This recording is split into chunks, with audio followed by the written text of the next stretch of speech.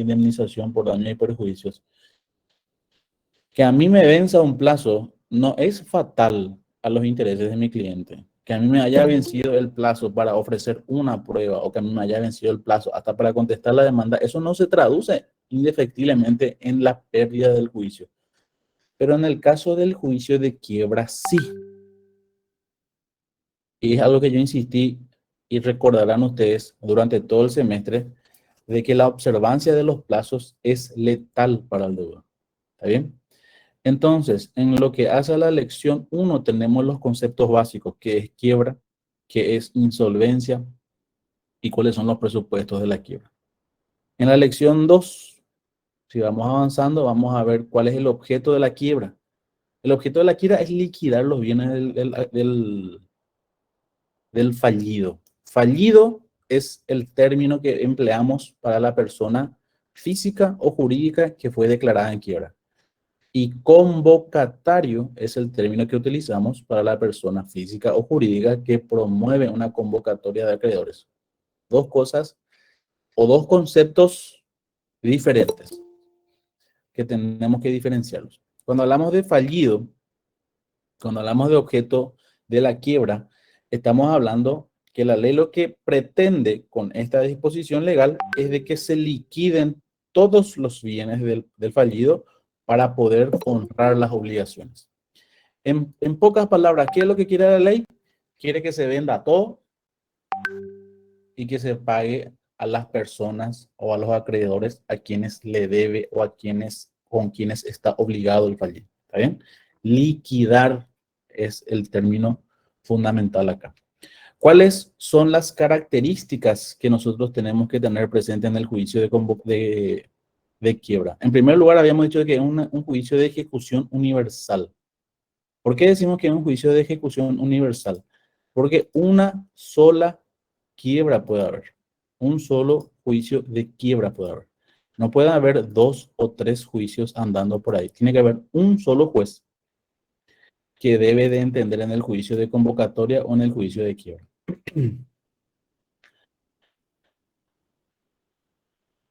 Segundo, es de orden público. Cuando nosotros decimos de que el juicio de quiebra es de orden público, quiere decir de que acá no solamente está involucrado el interés del acreedor y del deudor, acá está involucrado el interés de la sociedad.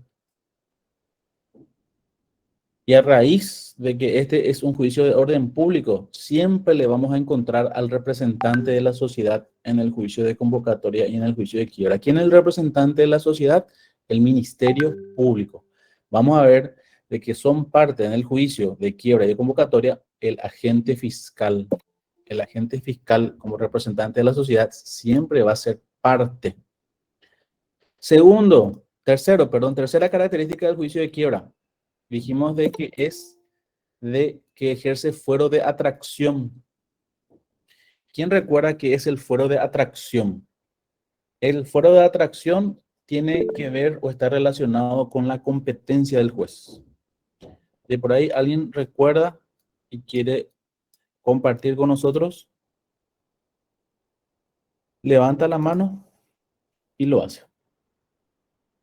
Nosotros sabemos de que la competencia del juez, imagino que ustedes ya la habrán abordado en derecho procesal, la competencia del juez está dividida en grados, en fueros, por la cuantía y por el territorio. Es decir, un juez puede ser competente por cuestiones territoriales, porque es juez de Asunción, porque es juez de Central.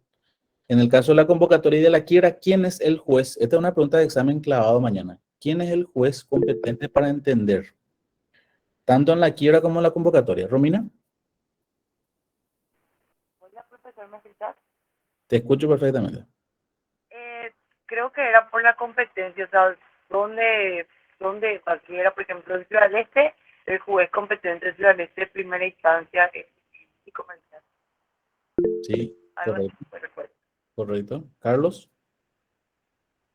Sí, buenas tardes. La competencia del juez va a estar dada por el domicilio del deudor o de donde tiene asiento principal su comercio. Brillante, Carlos. Presten atención a lo que dijo el compañero, porque esta es una pregunta de examen, que no podemos pasar quiebras si no sabemos ¿En dónde vamos a presentar nuestra demanda? El domicilio del deudor fija la competencia del juez. O en su defecto, como dice el compañero Carlos, en donde él tiene la sede de sus negocios, la sede principal de sus negocios. Eso va a establecer la competencia del juez. En consecuencia, si lo tienen en la capital, será el juez de Asunción. Si lo tiene en Fernando de la Mora, será el juez de Fernando de la Mora. Y así. ¿Está bien? Ahora, cuando hablamos de fuero de atracción, lo que decimos es de que todos los procesos judiciales que tengan que ver o que se relacionen con el patrimonio del deudor, tiene que entender el mismo juez. Tiene que entender el mismo juez.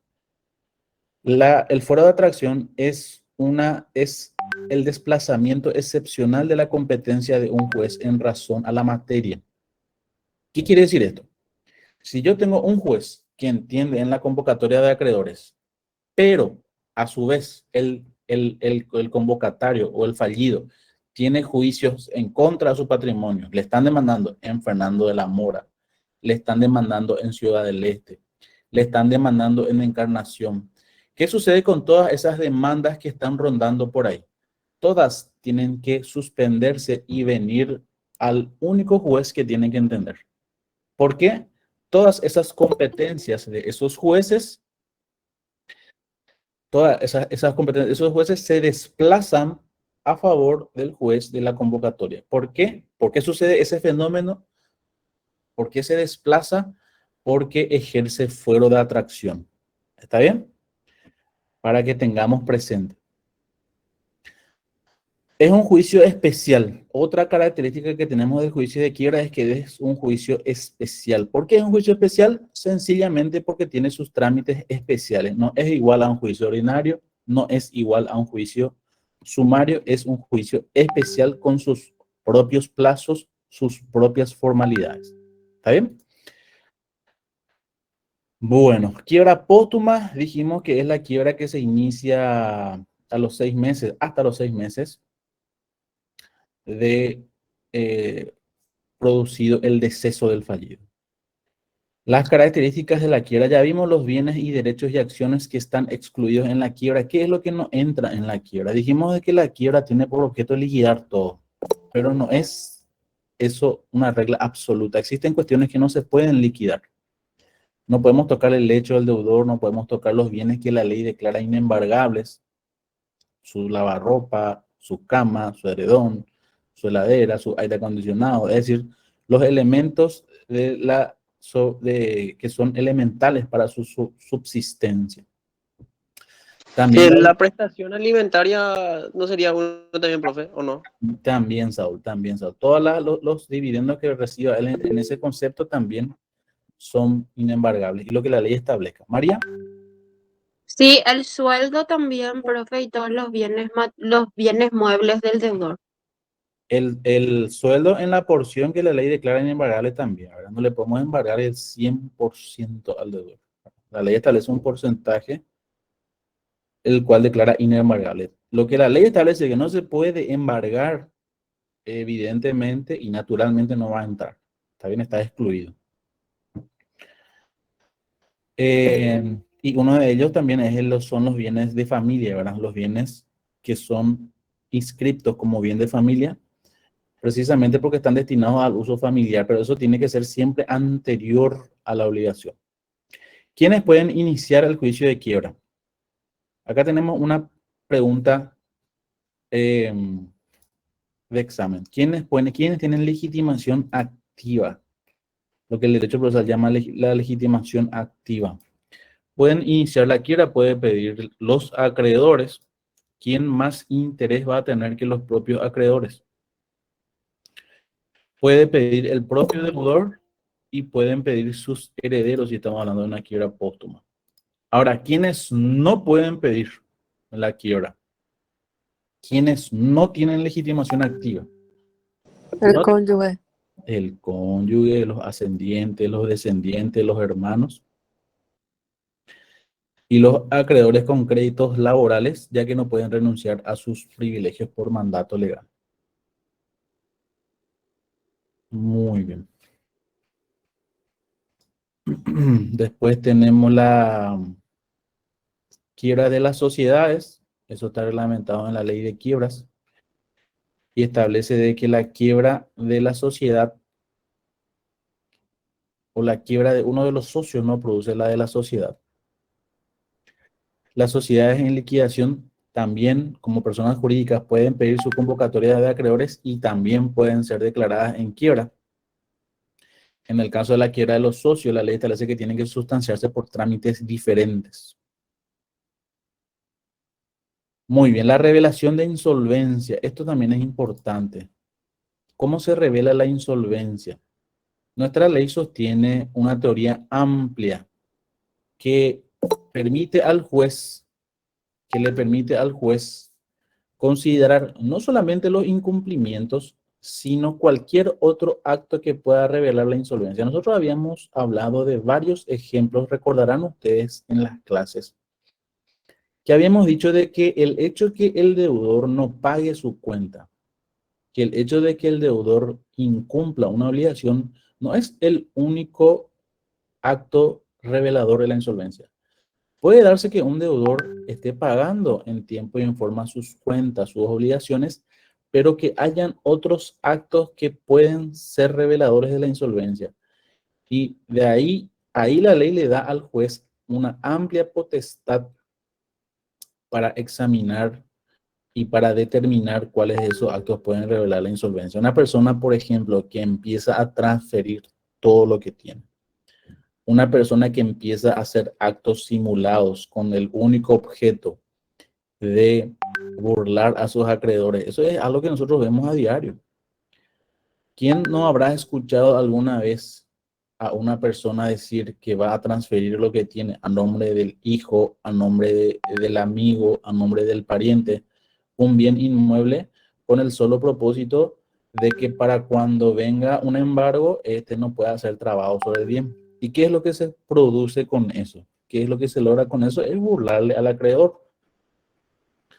Yo he tomado conocimiento de casos, por ejemplo, de una persona que estaba demandado por 2 o 3 entidades financieras y en el juicio sucesorio de sus ascendientes, esa persona transfiere todo o cede todos sus derechos a favor de sus hijos. Y bueno, con eso lo que queremos dar a entender es de que no solamente el incumplimiento es considerado como un acto revelador de insolvencia, porque imagínense ustedes aquel deudor que va transfiriendo todo lo que tiene, se queda sin nada, interín sucede eso, interín logra perfeccionar eso, él viene pagando todas sus obligaciones y para cuando inicia el incumplimiento, esa persona ya es una persona insolvente, es una persona que no puede hacer frente a ninguna obligación. Entonces la ley lo que precisamente busca es de que no suceda eso, que la persona tenga bienes para poder hacer frente a sus obligaciones. ¿Está bien? Entonces nuestra ley adscribe a la teoría amplia, no solamente el incumplimiento, sino cualquier acto revelador de insolvencia. Después tenemos el juicio de convocatoria de acreedores. Carlos. Sobre el punto nomás, profesor, recuerdo que en una parte del material decía que prácticamente en realidad es de naturaleza mixta. Para el deudor comerciante sería bajo la teoría amplia y para el no comerciante sería lo que corresponde a la descripción de la teoría intermedia, si mal no recuerdo. Sí. Vuelvo a repetir, la ley le da ahí una amplia potestad al juez. La ley le da una amplia potestad al juez. Los hechos, ahora, sí vamos a ver que cuando hablamos de quiebra directa son diferentes los presupuestos. No es igual o no son iguales los presupuestos para la quiebra del deudor comerciante al deudor no comerciante. El deudor comerciante tiene un régimen mucho más duro que vamos a ver un poco más adelante al deudor no comerciante. Cuando hablamos de la revelación de insolvencia, de hecho que la ley tasa eso, ¿verdad? La ley establece cuando hablamos de quiebras. La ley establece. La teoría amplia a la que estamos haciendo referencia puntualmente podría aplicarse o sería aplicable para la convocatoria de acreedores, que vamos a ver precisamente ahora. Porque para que pueda haber un juicio de convocatoria, en la lección 3 estamos viendo qué es lo que necesitamos, qué es lo que debe de denunciar el deudor, debe de denunciar la insolvencia. No solamente debe denunciarlo, sino que debe explicarlo al juez. Nosotros habíamos visto de que en el artículo 12 de la ley de quiebras, una vez que el convocatario presenta la demanda, con todos los requisitos que establece el artículo 10. ¿Qué establece el artículo 10 que debe ser presentado? Por ahí, ¿alguien tiene a mano? ¿Puede leernos un ratito para que rememoremos el artículo 10 de la ley de quiebras?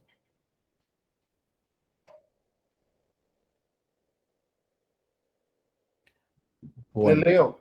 dale, Carlos, te escucho. La solicitud del deudor comerciante contendrá la enunciación de las causas que hubiesen producido su insolvencia, un balance general de sus negocios y el cuadro demostrativo de pérdidas y ganancias, tomado con antelación no mayor a 10 días a la fecha de su presentación, la nómina de todos sus acreedores con indicación de sus domicilios, determinación de las sumas adeudadas, fecha de vencimiento de las obligaciones y garantías especiales si las hubiere, un inventario completo de sus bienes, descriptivo y estimativo, en determinación de los valores de costo y negociabilidad y los gravámenes que pesen sobre ellos. Si se tratase de una sociedad con socios de responsabilidad ilimitada, la nómina de estos socios con indicación de sus domicilios, la manifestación de que pone a disposición del juzgado sus libros y papeles, una certificación del Registro General de Quiebras en las que conste si ha solicitado o no con anterioridad la convocación de sus acreedores o su quiebra, y en su caso los desistimientos respectivos con la fecha de los autos que los admitieron. Si se celebró concordato, la fecha de su homologación y en su caso la de su cumplimiento, rescisión o nulidad. El certificado de la inscripción del contrato social en el registro público de comercio y la autorización prevista en el artículo 15. Último párrafo dice, el juzgado a solicitud fundada del peticionante podrá concederle un plazo perentorio de hasta 8 días, contado desde el día de la presentación, para completar la información exigida en este artículo, siempre que a juicio del proveyente hubiera razones que lo justifiquen, salvo la autorización prevista en el inciso 9, que se regirá por el artículo 15. Esta decisión será inapelable. Muy bien. Gracias, Carlos. Es importante tener muy presente este artículo 10, que va a ser pregunta de examen también obligatoria, porque fíjense ustedes lo tajante de la ley en el infine que leyó el compañero recién. El juez podrá concederle un plazo de hasta 8 días. ¿Qué presupuesto, qué requisito establece la ley para que el juez le dé esos 8 días? ¿Qué requisito la ley pide? Pide de que se otorguen razones suficientes del por qué no se trajeron esos documentos. Es decir, si ustedes se ponen a leer con detenimiento este artículo, van a darse cuenta de que no se puede presentar un juicio de convocatoria injustificadamente sin todos los documentos que vemos en el artículo 10. No se puede. Y si no lo tenemos, tenemos que explicarle al juez por qué no lo acercamos, para que él nos otorgue un plazo de hasta 8 días. ¿Para qué es ese plazo de 8 días? Ese plazo de 8 días es para que completemos la información. Vuelvo y reitero lo que dije al comienzo.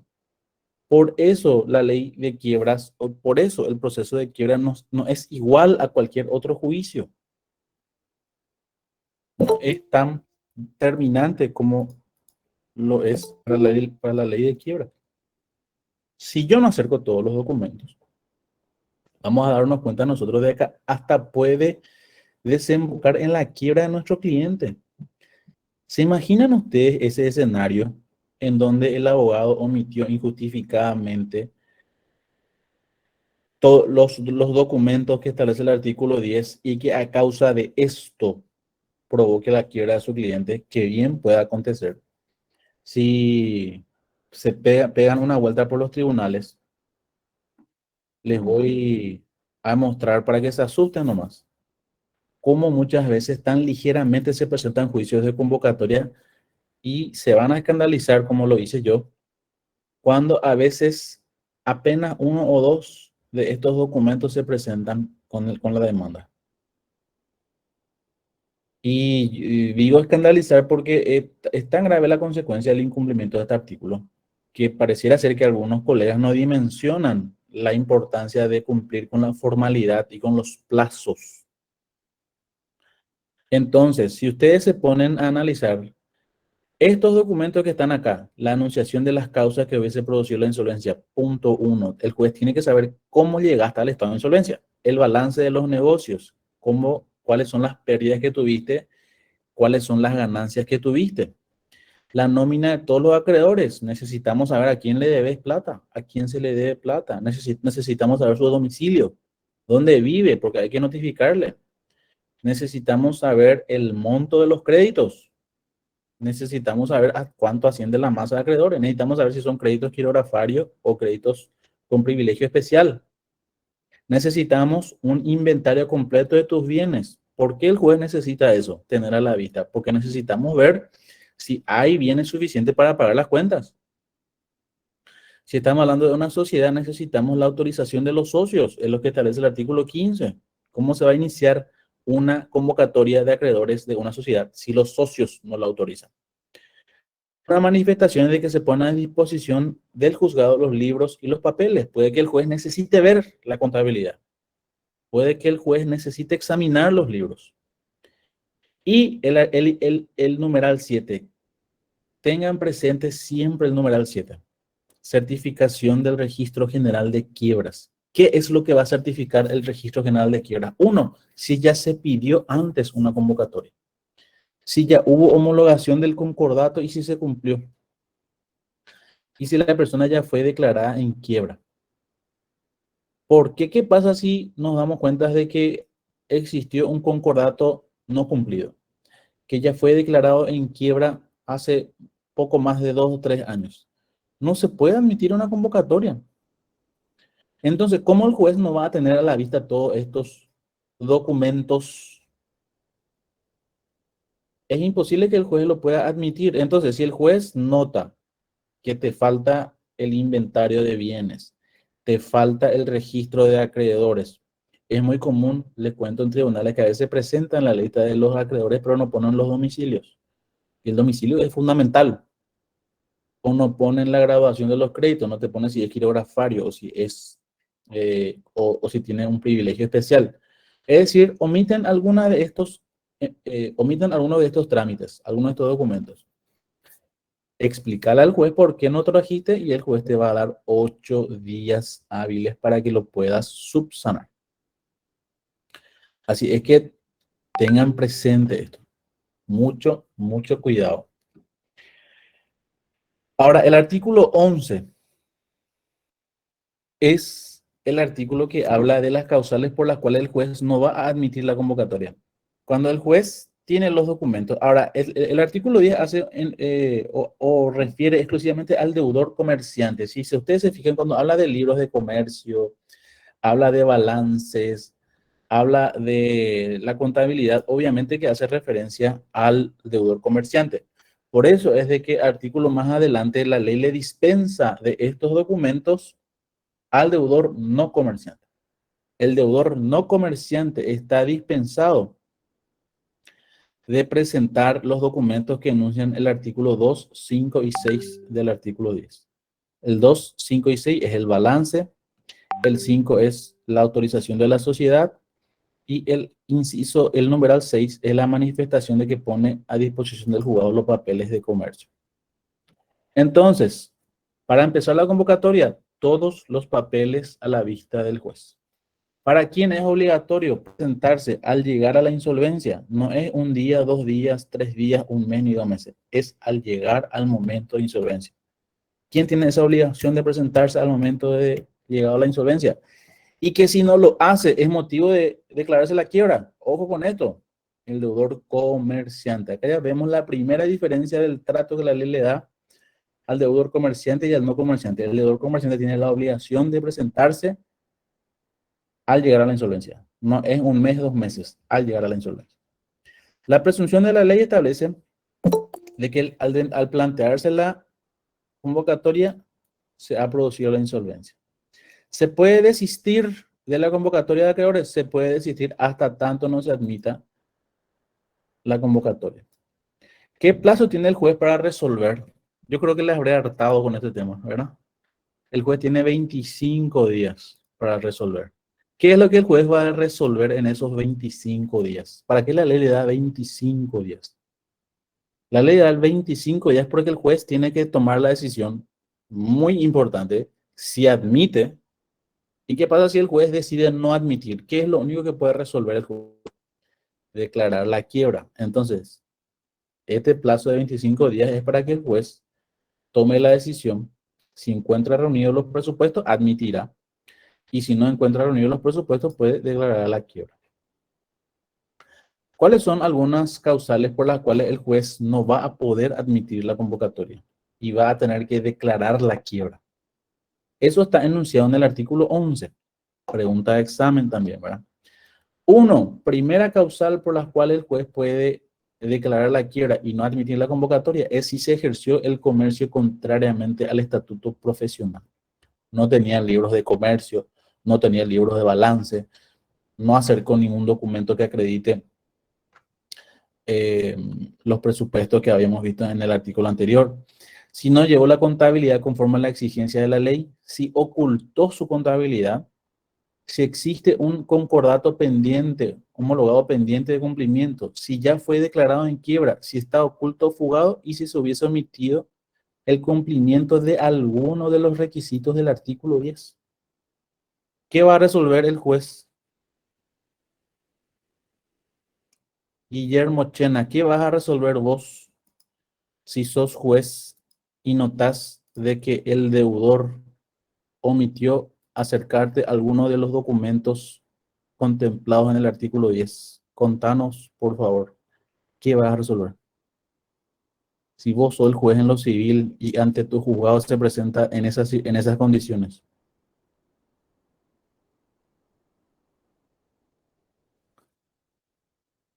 Parece que no se va a pronunciar el juez. Vamos a preguntarle a la jueza Catalina Martínez. Hola, Catalina.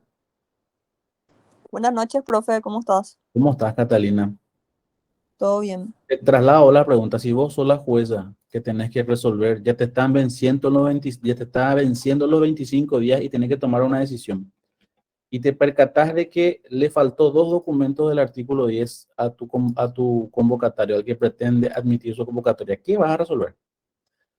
Profe, ¿Qué te ¿puedes? obliga la ley a resolver? Sí, puede ser que el juez podrá extender el plazo hasta 8 días por falta de documentos. Ya pasó ya eso, ya pasamos esa etapa. Ya. ¿Puede declarar la quiebra? ¿Puede o vas a declarar? Vos sos la jueza, vos tenés la lapicera.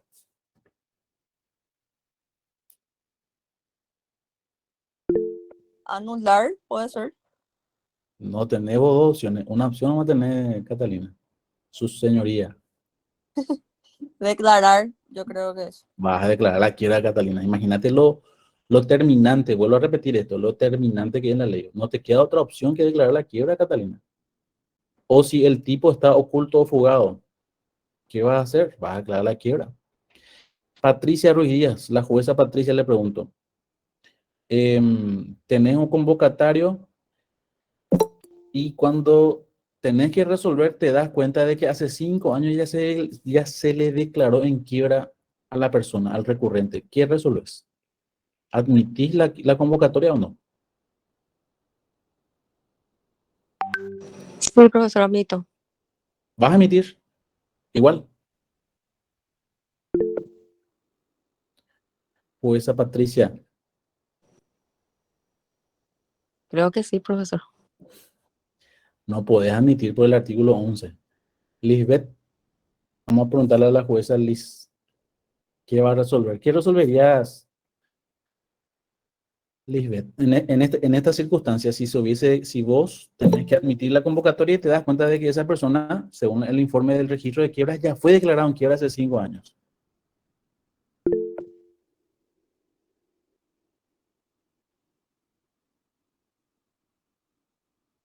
Hola. Ah, bueno, bueno. Y puede escribirnos, Lisbeth, sin problema.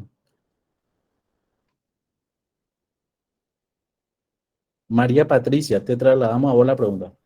Profe, ¿acaso no va a admitir la quiebra?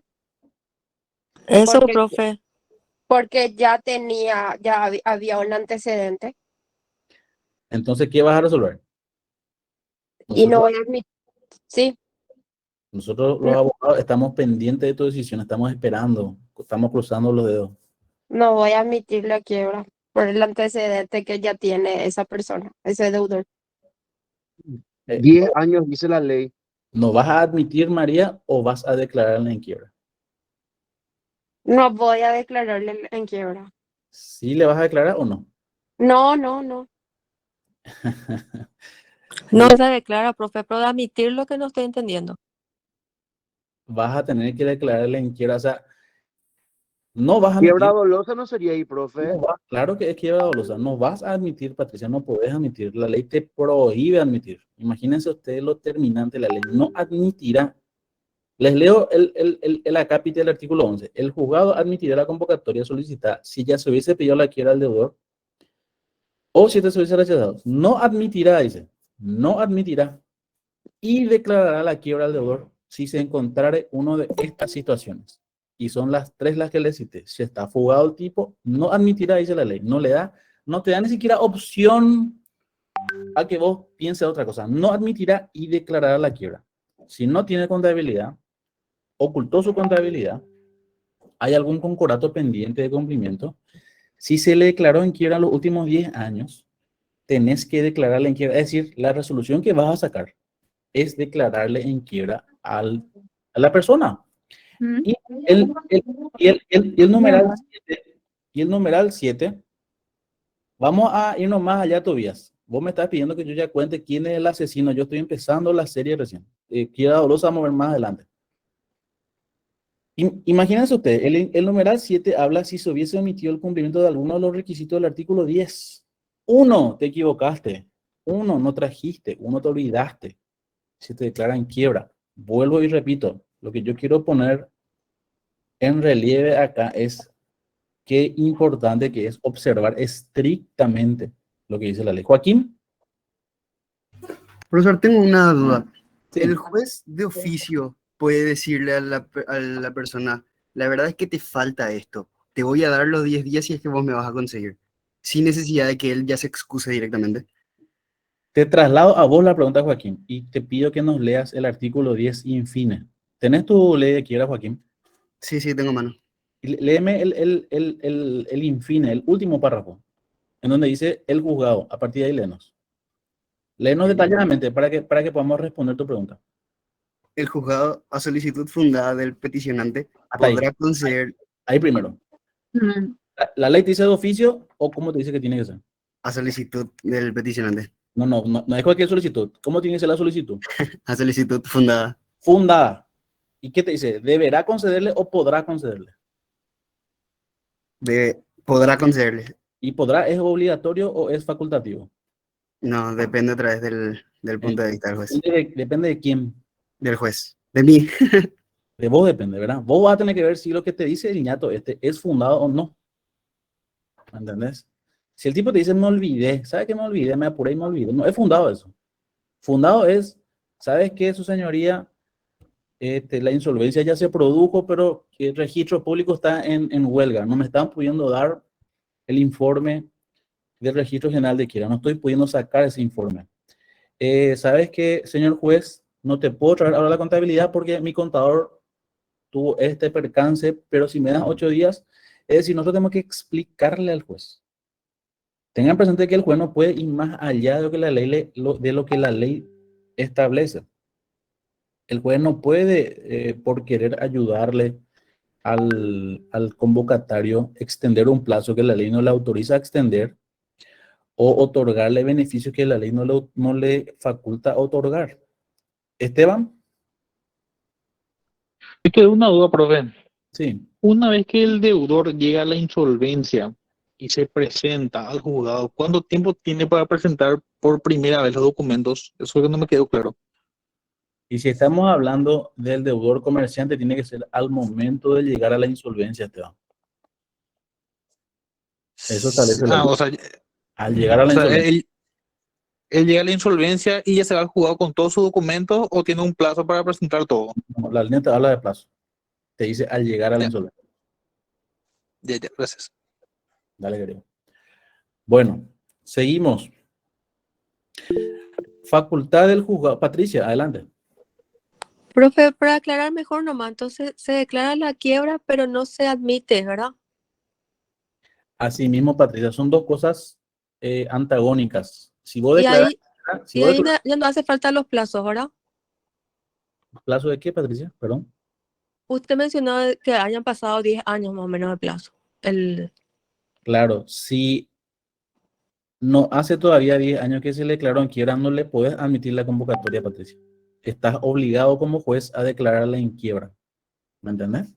Ok, gracias, profe. Los 25 días que nosotros habíamos hablado que tiene el juez para resolver, son los 25 días que el juez tiene que resolver si admite o le declara en quiebra.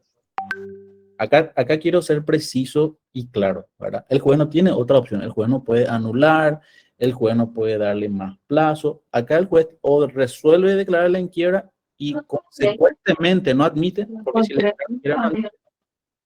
O dice, sí, están dadas todos los presupuestos, te admito tu convocatoria. Ok, ¿verdad? Hasta acá me siguen, ¿verdad? Sí, perfecto.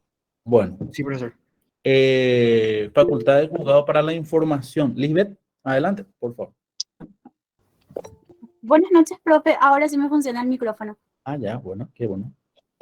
Profe, referente a ese punto nomás, yo creo que sería un poquito bueno, ¿verdad? Explicar un poquito lo que es la convocatoria de acreedores y la quiebra, porque veo que hay un poco de confusión en ese punto al momento de saber si se admite la convocatoria o se declara la quiebra, ¿verdad? Un pequeño refresh nomás porque veo que surgieron ciertas preguntas referente a eso. Con mil gustos, sin problema. Bueno, la convocatoria de acreedores es el juicio por el cual, a ver, para que entendamos mejor la diferencia, tenemos que tener presente cuáles son las consecuencias. Las consecuencias de la quiebra, quiero ser bien claro en esto, es nefasto. ¿Por qué es nefasto? Porque el acreedor, el deudor, el fallido, pierde la administración de sus bienes. Él no administra más nada. Puede cobrar solamente lo que le corresponde para su subsistencia. ¿Me permiten atender una llamada? Un minuto, por favor, y ya estoy con ustedes otra vez.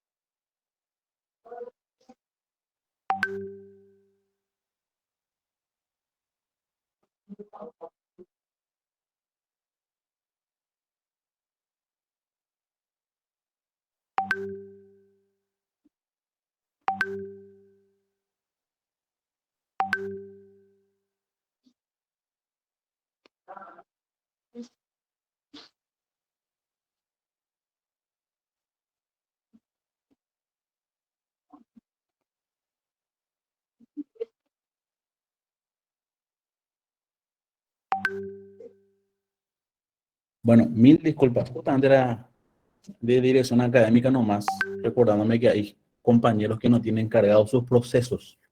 Entonces termino las clases y voy a cargar el proceso de los que les falta. Gracias, profe. No, por favor.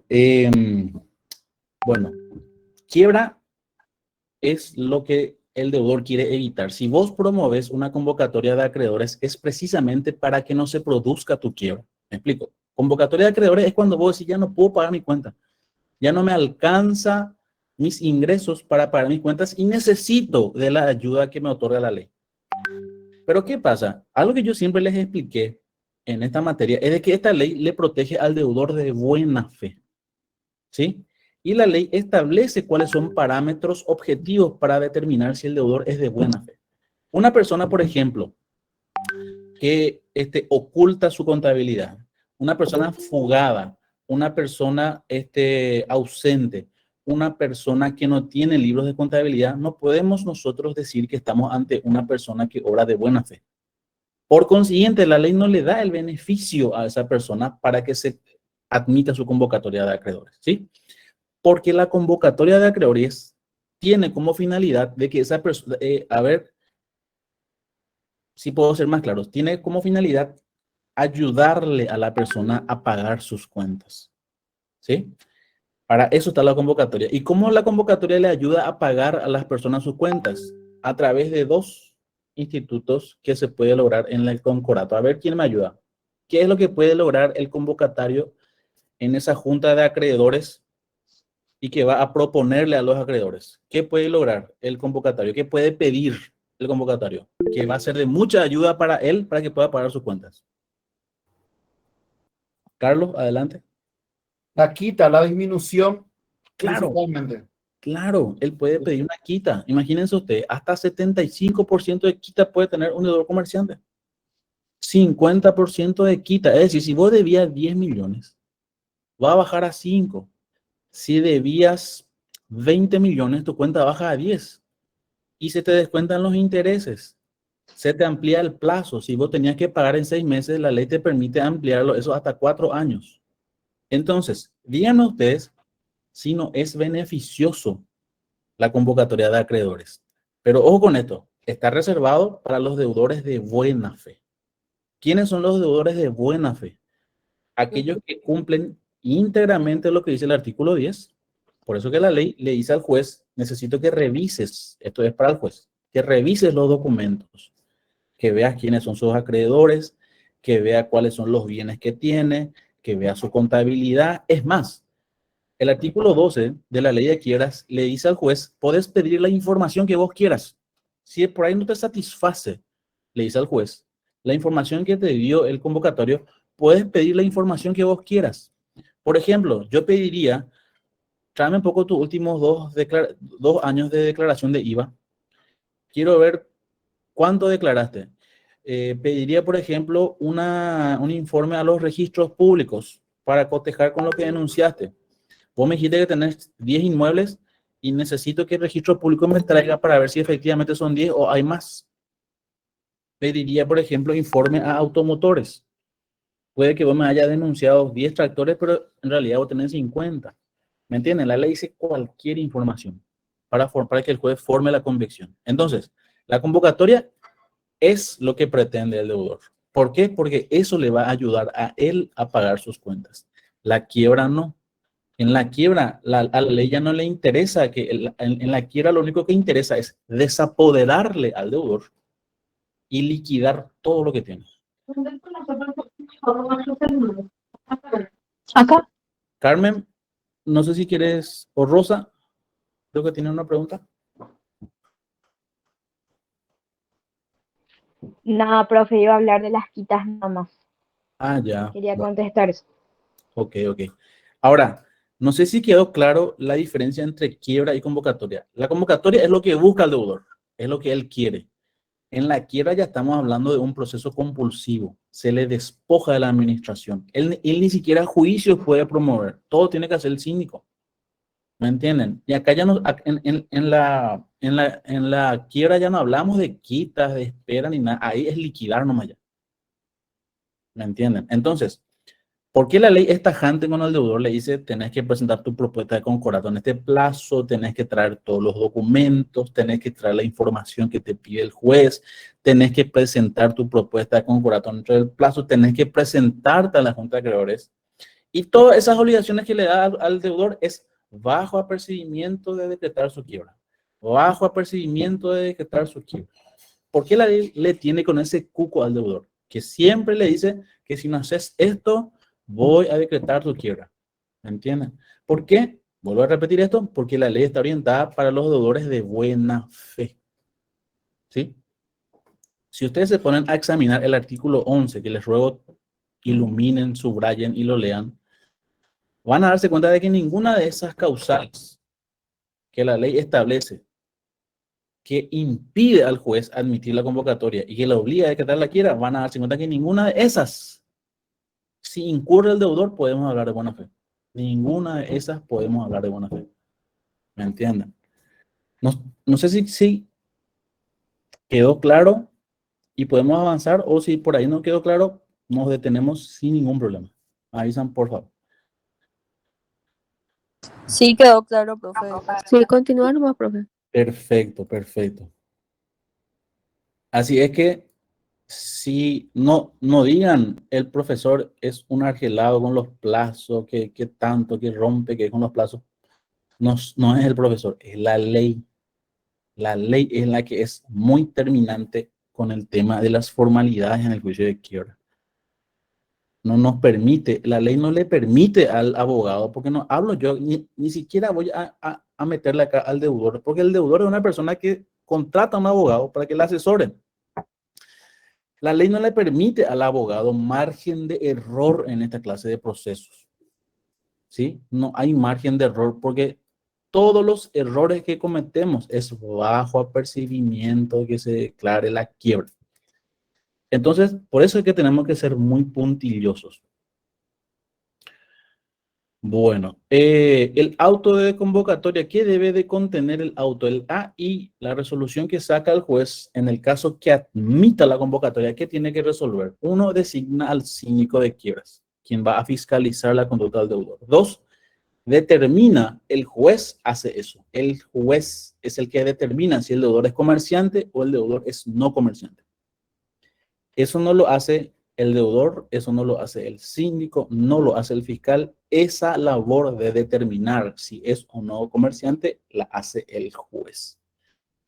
Otra disposición que dice la ley que tiene que disponer el juez, tiene que disponer el plazo en el cual se van a presentar los acreedores. La ley establece un plazo de 20 a 40 días. ¿Para qué es ese plazo de 20 a 40 días?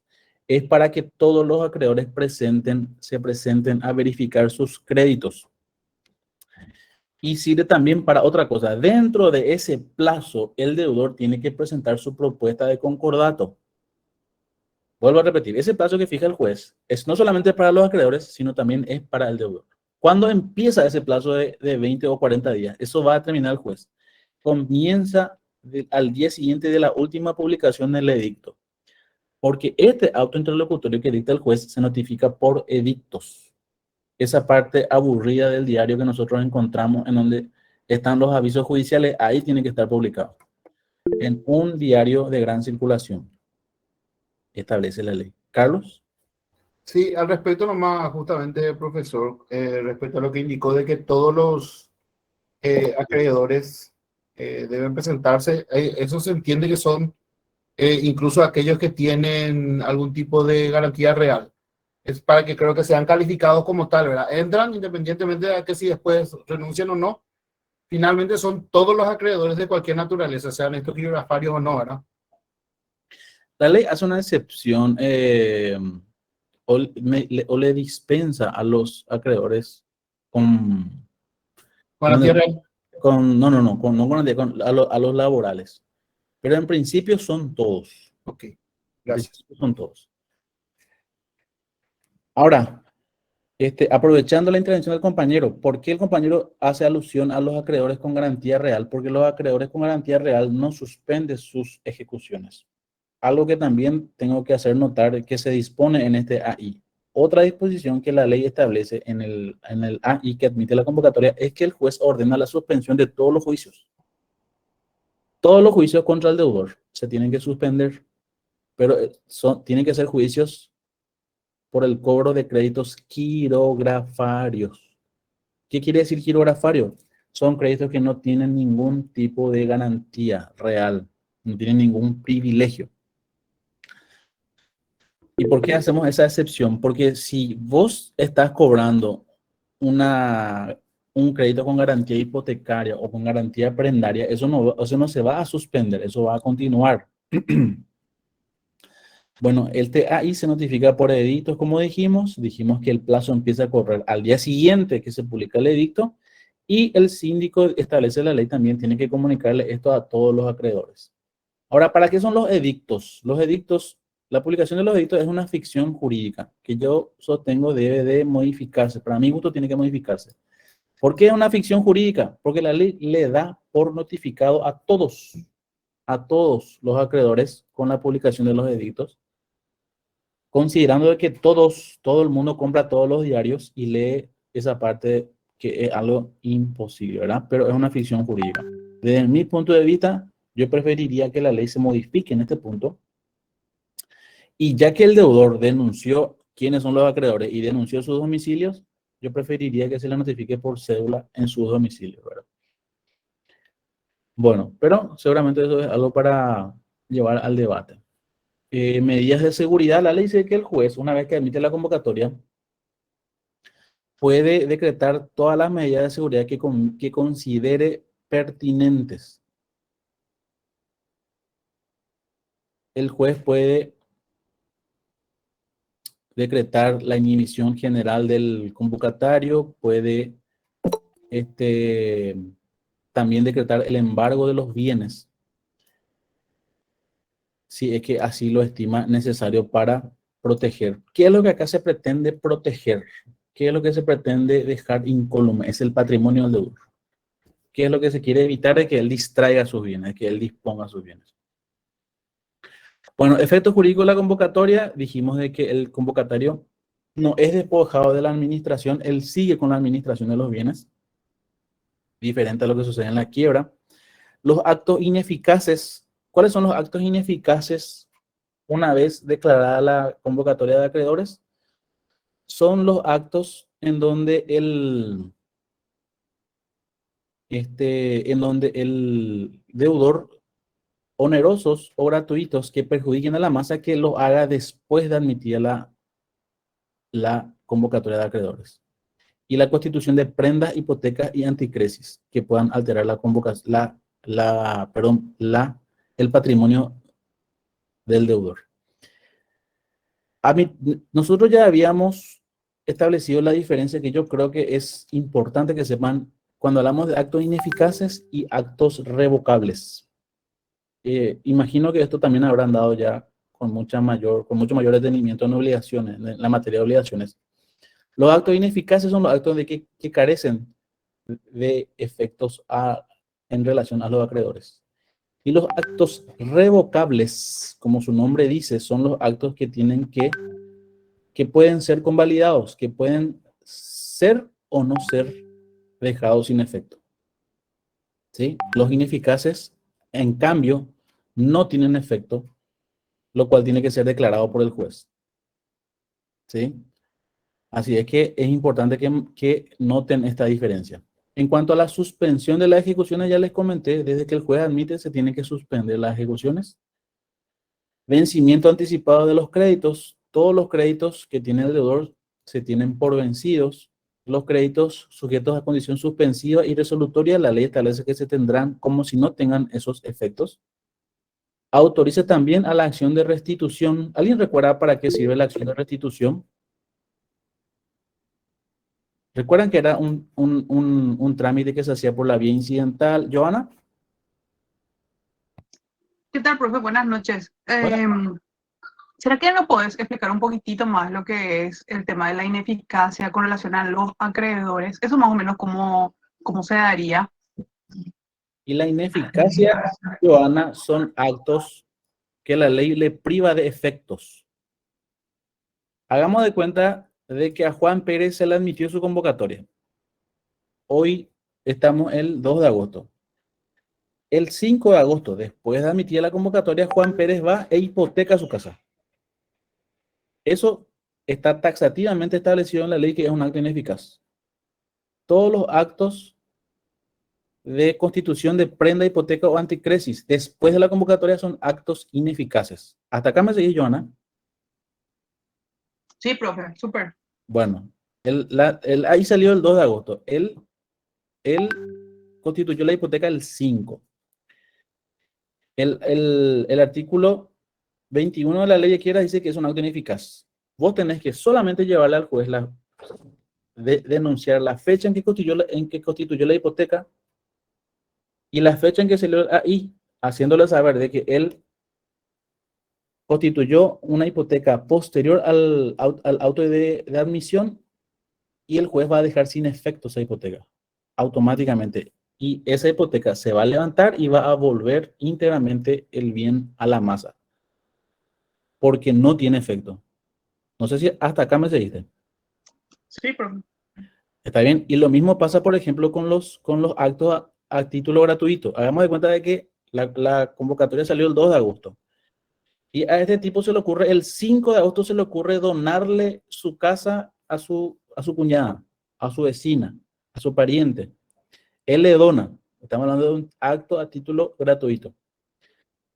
Vos te vas ante el juez nuevamente, le denuncias de que él donó su casa, un acto explícitamente ineficaz, y el juez va a declarar la ineficacia de esa donación y ese inmueble va a volver a la masa de acreedores. ¿Hasta acá me seguí, Joana? Sí, profe. Sin embargo, en el acto revocable eso no sucede. El acto revocable puede ser convalidado. ¿Me entendés?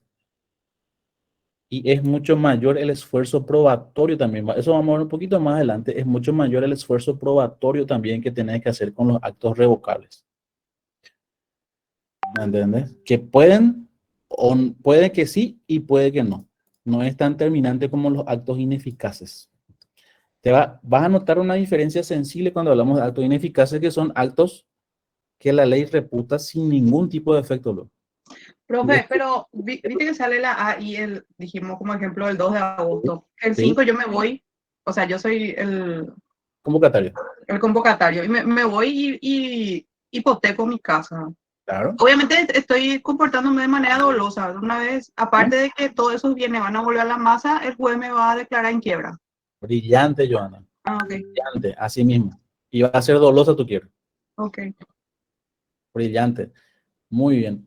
Me gusta como rápidamente lo lograron captar. Eso quiere decir que se entiende lo que estamos diciendo, ¿verdad? Esa es la diferencia entre un acto ineficaz y un acto revocable.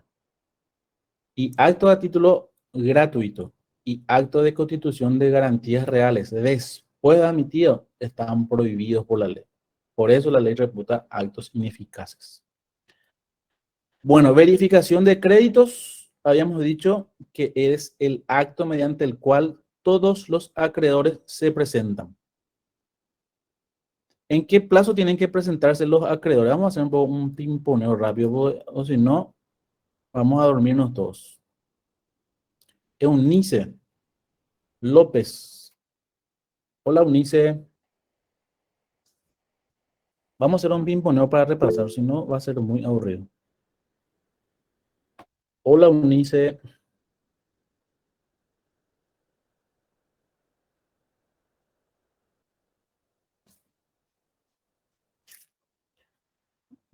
Jessica.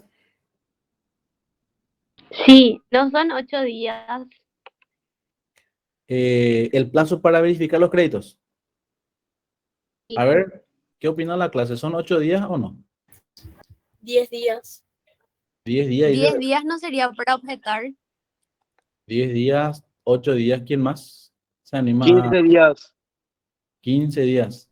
¿Otro? Perdón, profe, no andaba mi micrófono. En 15 días, no mayor a 15 días. 15 días es la respuesta correcta, artículo 36.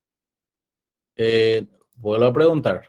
Así mismo en el artículo 36 dice que no se dispondrá no mayor a 15 días. Atiendan bien la pregunta. Pero eso es de expedición, no de verificación. La Claro. verificación creo que es 10 días. Atiendan Y si bien no, la pregunta. La pregunta Los es 15 días no es para que resuelva el juez. Eso mismo. muy bien. Atiendan la pregunta, presten atención a la pregunta. La pregunta es ¿en qué plazo tienen que presentarse los acreedores a verificar sus créditos? Entre 8 20 y días. 40. Profe, ¿puedo Sí. hacer una lectura rápida para ver nomás si es Menor de 20 días y no mayor de 40. El artículo 35 dice, durante el plazo de 10 días, cualquiera de los acreedores comprendidos en esa lista podrá observar los créditos que en ella figuren. En cuanto a su legitimidad, un monto o graduación. ¿Podría ser esa la respuesta? No, Liz, esa no es la respuesta a la pregunta puntual. La pregunta puntual es, yo como acreedor, hagamos de cuenta que Juan Pérez me debe plata a mí y el juez ya sacó el AI por la cual le admitió la convocatoria. ¿En qué plazo me tengo que presentar yo con mi pagaré en la convocatoria a verificar mi crédito? Esa es la pregunta. ¿En qué plazo me tengo que presentar yo? Tengo que decirle, señor juez, este señor me debe a mí, acá está mi pagaré, me debe esta suma. ¿En qué plazo me tengo que presentar? La respuesta es la que dieron los compañeros. Es el plazo entre 20 y 40 días. Porque ese es el plazo que... ¿Quién fija ese plazo? El juez. Claro. El juez puede decir, ah, no, espera un poco. Vos tenés 3 acreedores, vamos a darle 20 días. O vamos a dar 30 días. O puede darte los 40 días. El juez es el que va a determinar ese plazo. ¿Y qué pasa si no me presento yo en esos 40 días? A eso la ley le llama acreedores morosos. ¿Qué sucede con esos acreedores que se presentan después? ¿Cómo se tienen que presentar? ¿Por qué vía? La vía incidental. Vía incidental, muy bien.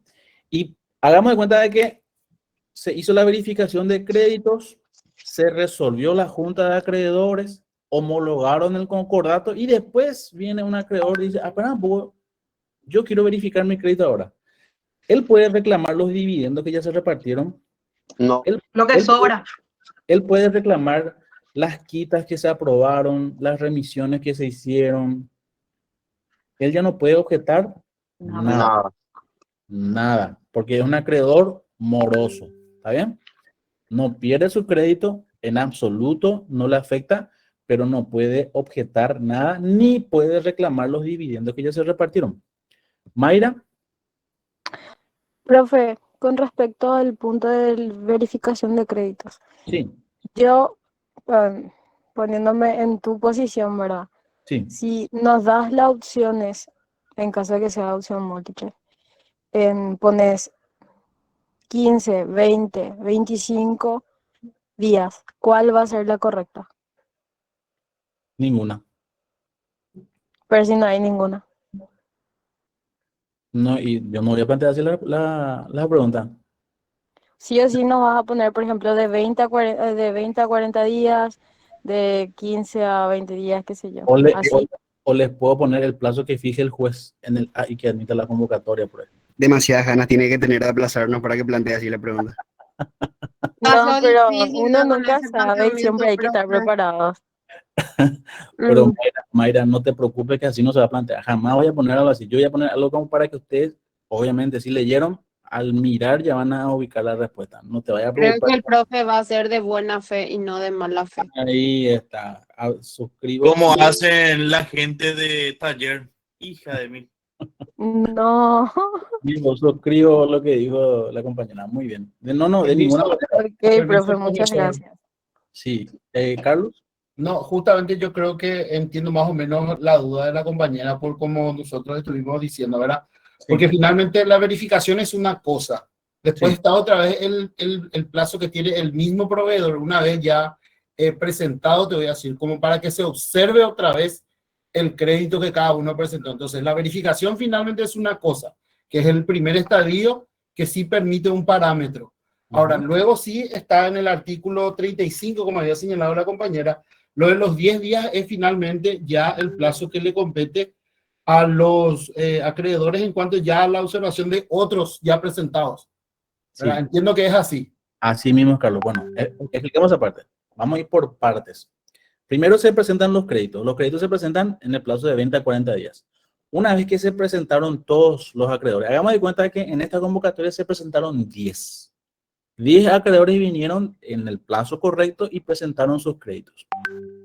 ¿Cuál es el siguiente paso? La ley establece que el siguiente paso es hacerle saber al deudor y al síndico. ¿Sí?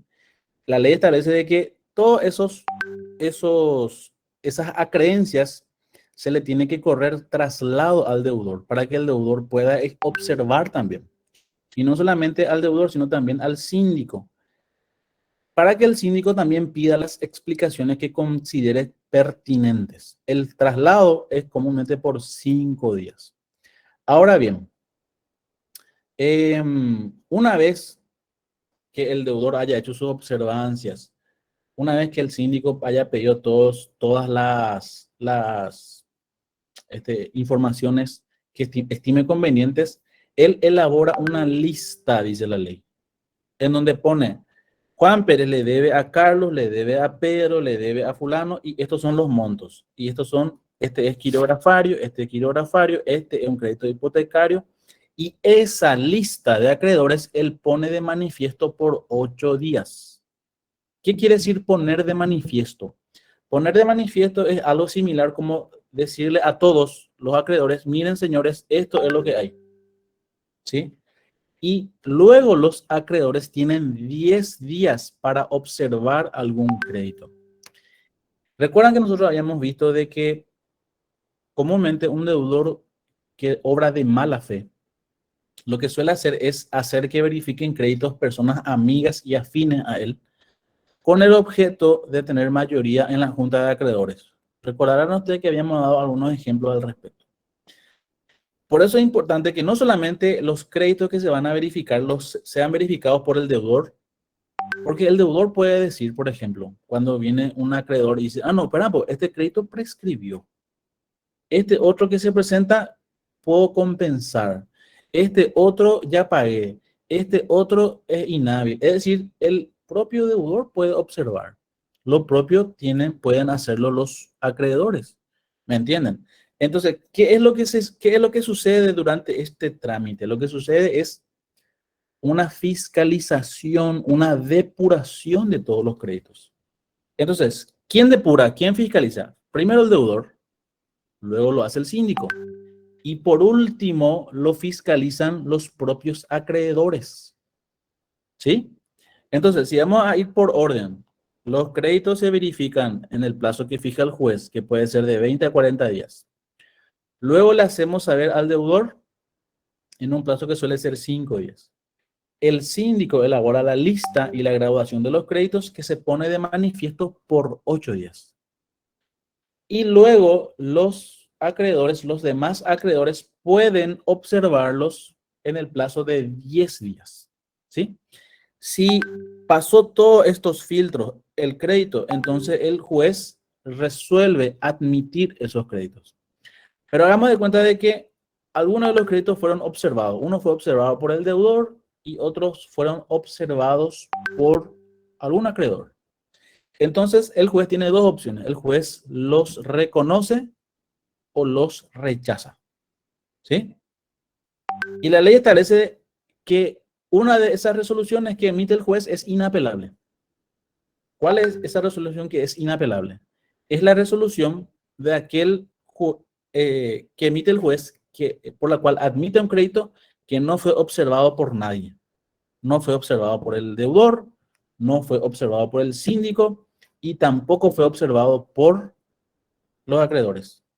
Al admitir esos créditos, esa resolución no se puede apelar. Más o menos lo que la ley dice es: si ya no dijiste acá nada, no vas a poder apelar esto. ¿Qué es lo que sí se puede apelar? Son los créditos reconocidos. ¿Sí? Ya sea que el juez los haya reconocido o que el juez los haya rechazado. Hasta acá, no sé si quedó claro esta parte. Ese es el procedimiento. En vez de usar la palabra verificación, yo creo que va a ser más claro que digamos el proceso de depuración de los créditos, ¿verdad? ¿Por qué decimos depurar? Porque todos, a los ojos de todos, van a ser fiscalizados, que no haya ninguna irregularidad en esos créditos. Ahora, ¿por qué se hace esta depuración o esta fiscalización? Porque estos acreedores que vayan a ser admitidos y reconocidos van a formar parte de la junta de acreedores. ¿Y cuál es la función de la junta de acreedores? ¿Qué es lo que va a resolver la junta de acreedores? ¿Qué es lo que va a deliberar la junta de acreedores? Va a deliberar la parte más importante del juicio. ¿Cuál es la parte más importante del juicio? La parte medular del juicio. Es en donde se estudia la propuesta de concordato del deudor. Entonces, lo que la ley pretende es de que quienes vayan a formar parte de la junta de acreedores sean créditos que estén depurados, que hayan pasado por los filtros de control del deudor, del síndico y de los acreedores. Y esos sean los que participen en la junta, porque van a tener que tomar la decisión muy importante y trascendental de aprobar el concordato o rechazar el concordato. ¿Y qué pasa si la junta rechaza el concordato? ¿Qué consecuencia jurídica tiene para el deudor? Si la junta decide no aprobar el concordato, quiebra indirecta. claro, se produce la quiebra, ¿me entienden? Acá no hay mucha salida, acá es homologar o quiebra nomás, ¿sí? Por eso yo señalo de que esta es la parte sustancial del proceso, ¿sí? Acá es donde se decide todo, porque si se homologa, feliz, contento y chocho va a quedar el deudor, porque va a tener las quitas que esperó, va a tener las esperas, va a tener mayor facilidad para pagar, es decir, va a poder poner en orden sus finanzas. Y en contrapartida, si no logra la mayoría, se le va a declarar en quiebra. Es decir, acá es donde él está cruzando los dedos para que se apruebe lo que él pide, ¿verdad? Y por otro lado, los acreedores piensan, ¿nos conviene declararle en quiebra a esta persona o nos conviene darles facilidades para que nos pueda pagar a todos? Porque al fin y al cabo, ¿qué es lo que van a querer los acreedores? Los acreedores van a querer que se les pague. Y los acreedores van a ponerse a pensar, o le liquidamos a este tipo o le damos la facilidad para que nos pueda pagar, ¿verdad? Esa va a ser la discusión en ese momento. Así es que de ahí la importancia de este trámite de depuración de crédito. ¿Para qué? Para llegar a lo que vamos a ver ahora, que es la lección 6, que habla del concordato, ¿verdad? Que es la decisión que se toma de aprobarla o no en la junta de acreedores. ¿Quiénes forman parte y quiénes pueden votar en la junta de acreedores? Los acreedores quirografarios. ¿Puede votar, por ejemplo, un acreedor con garantía real? Puede, pero para hacer eso tiene que renunciar a parte de su crédito, hasta el 25% de su crédito, que no va a ser negocio para él, ¿verdad? Muy bien. Vamos a seguir avanzando. Efecto del concordato, ya vimos de que lo que resuelve el concordato hace obligatorio para todas las partes. Para los que estuvieron en desacuerdo y para los que no estuvieron presentes. Es decir, es igual para todos. Una particularidad que sucede en el concordato es de que todas las medidas de seguridad se tienen que levantar. ¿Recuerdan ustedes que yo les dije que cuando se admite la convocatoria, el juez puede decretar embargo de los bienes del deudor y también le puede inhibir de bienes al deudor? Al homologarse el concordato, esto se tiene que levantar. ¿Por qué creen ustedes que se tiene que levantar la inhibición y los embargos? Porque el deudor necesita tener las manos libres. ¿Para qué tiene que tener el deudor las manos libres en este momento? Para poder pagar su deuda. Exacto, Gabriel, muy bien. Para poder pagar sus deudas. Si vos le mantenés inhibido al tipo o mantenés embargados los bienes, ¿cómo vas a pedirle que él pueda honrar el concordato? Tenés que naturalmente levantar todo esto, ¿no? Bueno, ahora, acá hay dos cuestiones también puntuales que tenemos que diferenciar. El concordato homologado puede ser objeto de una acción de nulidad del concordato que se tramita por la vía incidental. Esto dice la ley, se produce cuando tenés un año. Cualquier acreedor, dice la ley, puede pedirlo en el transcurso de un año si se hubiese constatado actos dolosos de parte del deudor. ¿Sí? Actos dolosos de parte del deudor.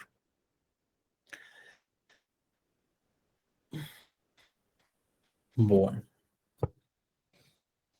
Ahora, acá también hay algo que me gustaría que entiendan muy bien. Una cosa es impugnar el concordato y otra cosa es pedir la nulidad del concordato. ¿Sí? Vuelvo a repetir. Impugnar es una cosa y pedir la nulidad y rescisión es otra cosa. La impugnación se hace a los 8 días. Tenés 8 días. ¿Quiénes pueden impugnar el concordato? Los acreedores que estuvieron presentes y votaron en contra y los acreedores que no estuvieron en la reunión. Esos dos tienen legitimación activa para impugnar el concordato en el plazo de 8 días. Si no estuviste o estuviste y votaste en contra, podés observar en 8 días. ¿En qué se tiene que basar esa impugnación o esa impugnación del contrato? Dice el artículo 47, en defectos esenciales en la convocatoria, si no se cumplieron los plazos, si se contaron mal los votos, si hubo una confabulación entre algún deudor o algún acreedor, si se exageró los créditos para procurar mayoría, que es algo muy común, les cuento, en tribunales, y si se hubiera exagerado u ocultado bienes. Obviamente estamos ante actos dolosos. En este caso, el juez no va a homologar el concurato. Esta es la impugnación y tenemos 8 días. Y lo puede hacer el acreedor que votó en contra y que no estuvo. Otra cosa es la acción de rescisión y nulidad del concurato. Para esto tenemos 1 año. ¿Sí? Para esto tenemos 1 año. Y se puede pedir cuando hay dolo o fraude por parte del deudor, que puede consistir en 2 cosas. O que se haya ocultado bienes o que se haya exagerado activos, el pasivo. ¿Sí? Si esto sucede, cualquier acreedor puede pedir la nulidad. Acá ya puede pedir cualquiera. En el caso de la impugnación, solamente los que votaron en contra y los que no estuvieron. Por favor, noten la diferencia que hay en estas 2 acciones, ¿sí? Bueno. Después tenemos la quiebra directa. La quiebra directa se produce de 2 formas. Dependiendo si estamos hablando del deudor del deudor comerciante o el deudor no comerciante.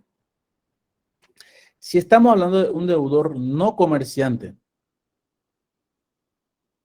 tiene que verificarse o puede ser pedido por el acreedor de la deuda líquida y exigible cuyo título traiga aparejada ejecución, dice la ley. Pero para que se pueda pedir la quiebra, dice la ley, tiene que probarse la ejecución, la existencia de 2 ejecuciones, 2 o más ejecuciones promovidas contra el deudor por distintos acreedores quiebratarios fundadas en obligaciones diversas, el cual el deudor no haya satisfecho el requerimiento de pago que se hubiese formulado. Ese es el deudor no comerciante, que necesitamos 2 o más ejecuciones.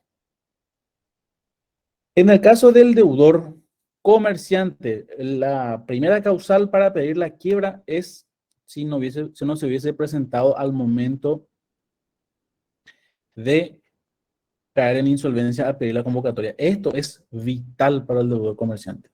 Y quien pida la quiebra del deudor comerciante tiene que probar el incumplimiento de una o más obligaciones exigidas y líquidas y otro hecho revelador de insolvencia.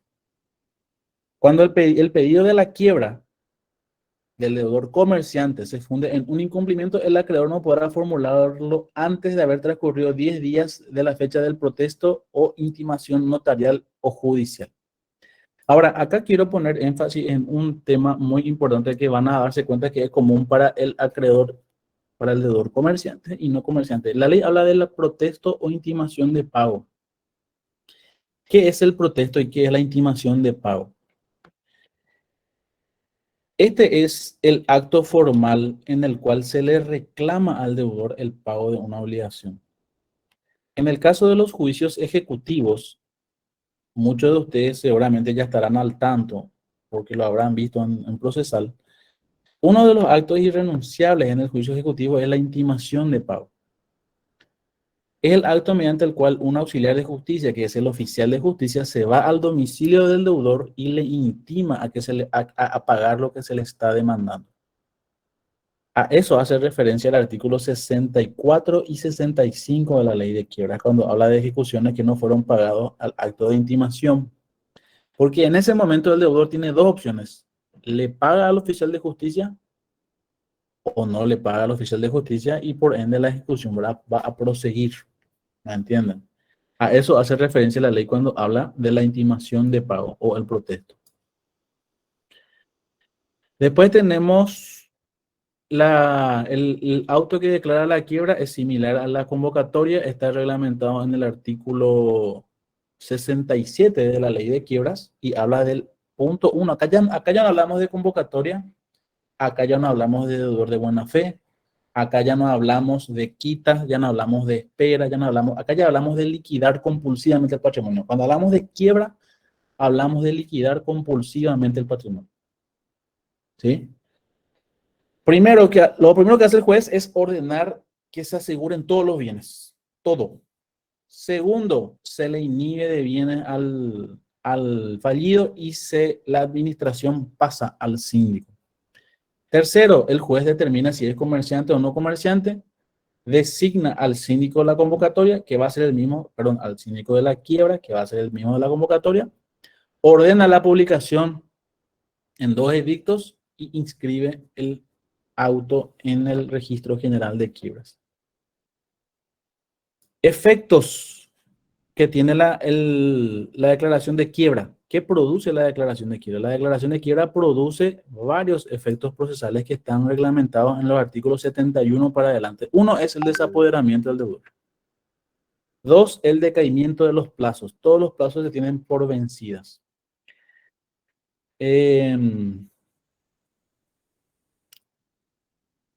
La verificación de crédito tiene que efectuarse de la misma forma en que se verifica en la convocatoria de acreedores. En cuanto a la suspensión e interrupción de la prescripción, la ley establece que la prescripción se interrumpe con el pedido de verificación de un crédito y se suspende con el auto de quiebra por el plazo de 90 días.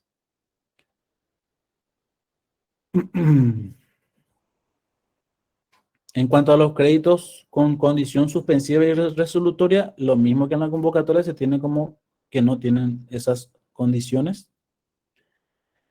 En los casos de los contratos bilaterales, los contratos, puede que el fallido haya firmado contrato de alquiler, contrato de prestación de servicio, contrato de obra, un mandato, etcétera, etcétera. Eso no se resuelve. El síndico va a determinar si conviene resolverlos o no. ¿Sí? Si es perjudicial para el patrimonio de la masa, obviamente que peticionará la resolución de los contratos. Los seguros personales, dice la ley, los cobrará el fallido, y los seguros que no sean personales pasarán a la masa de acreedores. Acá, ¿qué es lo que uno busca acá? En la quiebra, lo que uno busca es de que todos los bienes íntegramente pasen a la masa. Y que nada se distraiga. La acción de restitución es la acción que se ventila por la vía incidental, nunca olviden eso, a diferencia de la acción reivindicatoria. Habíamos dado esa diferencia que existe entre la reivindicación y la restitución. La restitución es un incidente, por ende es mucho más corto, es mucho más rápido, es mucho más expedito, y la reivindicación, estamos hablando de una acción ordinaria, mucho más tediosa, mucho más larga. Y esta acción de restitución sirve para que las personas cuyos bienes hayan sido incorporados en la masa de acreedores en forma irregular puedan procurar la devolución de esos bienes. ¿Y qué se puede pedir? ¿Qué bienes pueden ser objeto de restitución? Mercaderías en tránsito, bienes dados en prenda, papeles de comercio. De repente yo le di al fallido que me cobre unos pagarés. Yo pido que él me devuelva eso porque yo le di con la comisión de que me los cobre. Eso no es de él. O él tiene un bien que era mío. Mientras no se haya transferido definitivamente el título, puede ser objeto de restitución. Es el objeto de la ley. Después está el periodo de sospecha. ¿Recuerdan ustedes el periodo de sospecha? Es aquel que habíamos hablado nosotros de los actos ineficaces y revocables. Al igual que en la convocatoria, los actos ineficaces son los actos que realiza el deudor después de declarado en quiebra. El deudor no puede hacer ningún acto de disposición una vez que se declara la quiebra por el sencillo hecho de que él pierde la administración de los bienes. Todos los actos jurídicos celebrados después son ineficaces. ¿Qué más es ineficaz? Son ineficaces los actos a títulos gratuitos. Y son ineficaces los pagos hechos de obligaciones no vencidas. No estamos hablando de actos revocables que pueden ser ulteriormente convalidados, estamos hablando de actos ineficaces. En cuanto a los actos revocables, la ley establece dos plazos. Establece un plazo contado desde el auto de quiebra 12 meses atrás y establece un plazo de 6 meses atrás. Para que no se confundan, tengan presente de que el plazo de 6 meses, el plazo más cortito, es el plazo de los actos realizados por el deudor con parientes. ¿Sí? No se van a equivocar si tienen en mente esto. El plazo más cortito del periodo de sospecha son los actos realizados por el fallido con los parientes.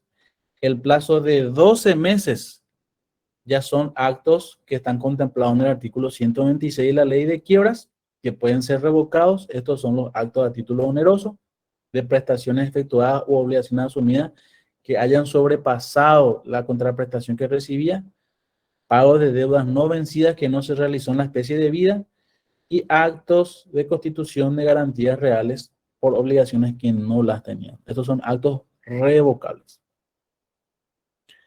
También pueden ser revocados, establece el artículo siguiente, los actos a título oneroso realizados por el deudor 6 meses antes. Estos son los realizados con parientes. Pueden ser ascendientes en línea recta o consanguíneos hasta el segundo grado. Ahora, ¿cuál es el efecto jurídico de la revocación o la ineficacia? ¿Para qué se pide la ineficacia y para qué se pide la revocación? ¿Cuál es el efecto jurídico? El efecto jurídico es que esos bienes vuelvan a la masa. ¿Sí? Ese es el efecto jurídico. El efecto jurídico está en el artículo 128 y es que esos bienes vuelvan a la masa. ¿Está bien? Una vez que el juez declara la ineficacia o revoca el acto, eso vuelve a la masa para que pueda ser repartido entre todos los acreedores. Medidas conservatorias consiguientes a la declaración de quiebra son las que ustedes ven enunciadas en el artículo, perdón, en la bolilla 14, son la guarda de bienes, libros y papeles, inventarios. ¿A quién le corresponden todas estas funciones? Administrar bienes, correspondencias. Yo suelo preguntar, porque me parece muy obvio, pero a veces creo que no es tan obvio. Pregunto, ¿función de quién es esto? ¿A quién le corresponde la guarda de los bienes, libros? Al síndico, al síndico.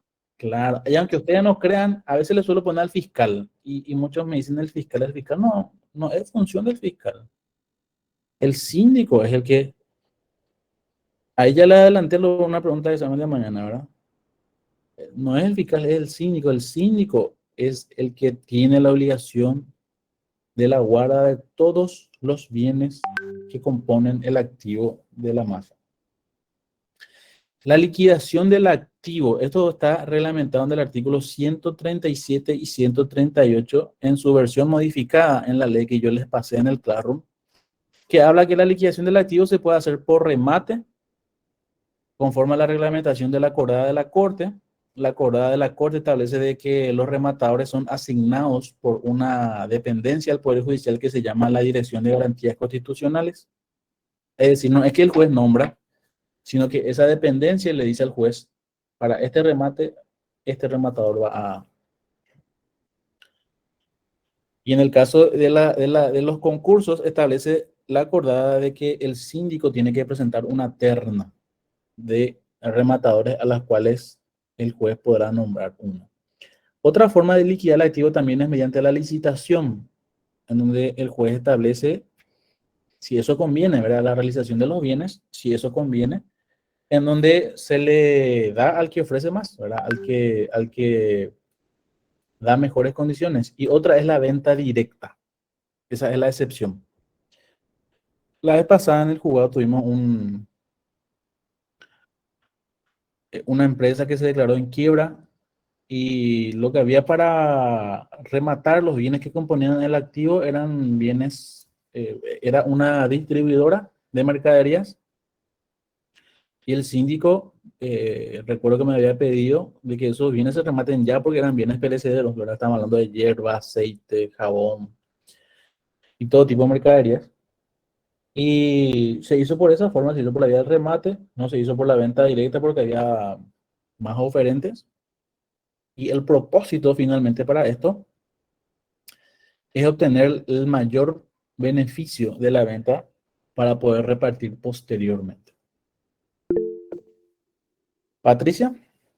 Profe, esta ley que establece el remate y la liquidación es la ley 6481/19 con el artículo, ese ya te debo ese artículo, en donde establece justamente lo que acabaste de mencionar. Así mismo, Patricia, así mismo. Ok. La diferencia con la redacción original de la ley, de ese artículo, es de que ya no se publica el remate en 2 diarios, sino en uno. Otra diferencia, otro cambio que trajo también esa ley es de que los remates o las ventas directas se publican en la página web de la Sindicatura General de Quiebras, en donde si ustedes entran, van a poder ver y comprar también si quieren bienes que se están ofreciendo alguna quiebra en trámite. Y otra particularidad muy, pero muy interesante también que tiene esa ley que citó la compañera es de que establece que en el caso de los inmuebles, la base de venta va a ser el 45% del valor real del inmueble. ¿Por qué digo que es importante? Porque normalmente en los remates sobre inmuebles se hace por el valor fiscal y ustedes saben que el valor fiscal que te provee Catastro no muchas veces refleja el valor real de la propiedad. Es más, suele ser un valor ínfimo, ¿verdad? Y venderlo con base en el valor fiscal hacía muchas veces de que se malvendan bienes de las quiebras, en muchas ocasiones confabulados síndicos con terceros para hacerse a precios ínfimos de bienes que componían la quiebra. Entonces esta ley trajo una modificación en el año 2019 y establece de que se tiene que tasar el inmueble y sobre esa tasación se tiene que usar como base para el remate el 45%. Cuestiones muy importantes. La distribución del activo. La distribución del activo está reglamentado en la ley en base al orden de preferencia y la graduación de los créditos que hace el síndico general de quiebra. Esto ustedes van a encontrar en el Código Civil, en el artículo 2811, si no estoy recordado. Eso les digo como tarea para que ustedes vean cuáles son los créditos que tienen preferencia sobre muebles e inmuebles y las obligaciones en general. Normalmente, los créditos que tienen preferencia absoluta por ante inclusive que las hipotecas y las prendas son los gastos de justicia. Y esto es algo que nos conviene, que nos hace muy bien la ley a los abogados porque reconoce el trabajo del abogado, porque el honorario que percibe el abogado es un gasto que tiene preferencia de cobro de cualquier otro crédito porque son actos o gastos, costos y costas empleadas para la realización del bien. Y después están las enumeradas por la ley, por el Código Civil, que establecen cuáles son los otros. Están los gastos de justicia para realizar los bienes, luego están los impuestos y tasas municipales y fiscales, y detrás están los otros privilegios en el orden enunciado en la ley. María Patricia. Profe, eso eran 10, ¿verdad? Lo que estaban enunciados. Y Sí, en el primer punto estaba justamente el honorario de los abogados. así mismo, para Ujú. bien de nosotros, de los abogados, ¿verdad? Los gastos de justicia. Primerito hay que pagarle al abogado. Y después se Después paga. los otros. Después el resto. Así mismo. Muy bien. Ahora vamos a hablar de la calificación de la quiebra. La calificación de la quiebra, ustedes saben, puede ser dolosa, culposa o casual. Para la calificación de quiebra, la ley también establece taxativamente los presupuestos que pueden conllevar a declarar una quiebra dolosa o una quiebra culposa. ¿Qué efecto jurídico tiene esto? Tiene un efecto directamente concerniente a la cantidad de tiempo que va a permanecer en quiebra una persona hasta que se produzca su rehabilitación. Una quiebra dolosa hace de que la persona sea rehabilitada en un plazo mayor que cuando la conducta es declarada culposa o casual. Las causas están enunciadas en la ley, artículos 165 y 166. Yo creo que esto les resalté cuando habíamos dado clases. Si ustedes se ponen a leer el 165, no van a encontrar ni una sola causal que puedan decir a este se le chispoteó, a este se le pasó. Vamos a leerlas. Primera causal para declarar dolosa la quiebra, si ha supuesto gastos o pérdidas que no justifican la salida del activo. si ocultare dinero, si simulare deuda, si hubiese hecho enajenaciones simuladas, si hubiere consumido para sus negocios fondos que hubiesen sido confiados en depósito, si hubiere comprado bienes simultáneamente en nombre de terceras personas, si después de haberse declarado la quiebra hubiese aplicado dineros o efectos personales, distraído los bienes de los bienes pertenecientes a la masa, si no hubiese llevado los libros correspondientes, si hubiese estado fugado u oculto. Y pregunta de examen, por favor tome nota, si se hubiese clausurado los procedimientos por insuficiencia del activo. Estos son causales de quiebra dolosa. Ninguno de estos podemos hablar de buena fe. Todos ustedes van a ver actos simulados, enajenaciones simuladas, ocultación de dinero, fugado, oculto, y si se hubiese declarado la clausura de los procedimientos de quiebra por insuficiencia del activo. ¿Por qué hacemos esta salvedad? Porque una quiebra se puede clausurar por dos motivos muy lógicos. El primer motivo que se puede clausurar la quiebra es cuando se pagó toda la cuenta. Fantástico, llegamos al objeto. Todos están chochos y contentos, todos cobraron su plata, se clausura por el pago del activo. Fantástico. ¿Cuál es otro motivo por el cual se puede clausurar una quiebra? Exactamente por lo contrario. Cuando ya se terminó la plata, cuando ya no hay bienes suficientes para cubrir todas las acreencias. ¿Me entienden? En este caso, en este último caso, la quiebra va a ser dolosa. ¿Está bien? Y cuando hablamos de quiebra culposa, ahí sí vemos las causales enunciadas en el artículo 166. Ahí podemos hablar de repente de negligencia, de impericia o desidia. Primero, establece la ley cuando no se hubiese cumplido las obligaciones del concordato, cuando se hubiere contraído por cuenta ajena sin recibir valores, compromisos que se juzguen excesivos, contratos leoninos. Cuando el deudor comerciante... ¿Perdón? Y acá vi que acostate rápido hoy. Romina, tu micrófono. Cuando se ausentare o no compareciere durante durante el juicio, si sus gastos personales se consideraran excesivos, si hubiese perdido sumas en juegos al azar, si a fin de retardar la quiebra hubiese revendido con pérdida o a precio menor los bienes, si con el mismo propósito hubiese recorrido 6 meses antes a medios ruinosos para procurarse recursos, si después de caer en insolvencia hubiese pagado a algún acreedor en perjuicio a los demás, si el deudor hubiese estado en débito en periodo transcurrido en el último inventario, si no hubiese llevado con regularidad los libros, si hubiera cumplido la obligación de registrar las capitulaciones matrimoniales. Actos culposos. Ahora, ¿qué hace el juez cuando está ante la calificación de la quiebra? ¿Qué debe de hacer el juez una vez que el fiscal y el síndico tuvieran el conocimiento de la existencia de hechos delictuosos por el deudor? ¿A qué juez se le comunica? Al juez en lo criminal, dice la ley. Yo creo que acá habría que modificar, pero les comento la redacción original actualmente. Eso tendría que ser comunicado actualmente al Ministerio Público, ¿verdad? Porque la conducta conducente a la quiebra y la distracción de los bienes embargados es un delito establecido, tipificado en el Código Penal.